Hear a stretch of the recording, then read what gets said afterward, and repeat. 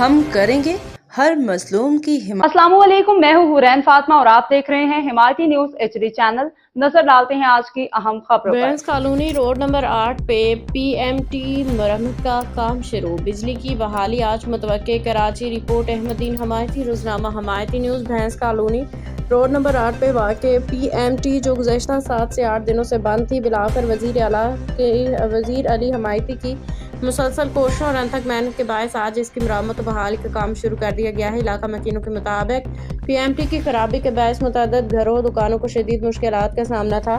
ताहम वज़ीर अली हमायती ने अवामी शिकायत के फौरी नोटिस लेते हुए मुतल्लिका इदारों से रब्ता किया, जिसके नतीजे में आज पीएमटी पे अमली काम जारी है। इंशाअल्लाह आज ही बिजली बहाल हो जाएगी। इलाका मकीनों ने वज़ीर अली हमायती की काविशों को सराहते हुए कहा कि उनकी बरवक्त मुदाखिलत और मुसलसल जिद्दोजहद के बायस आवाम को एक बड़ी मुश्किल से निजात मिलने जा रही है।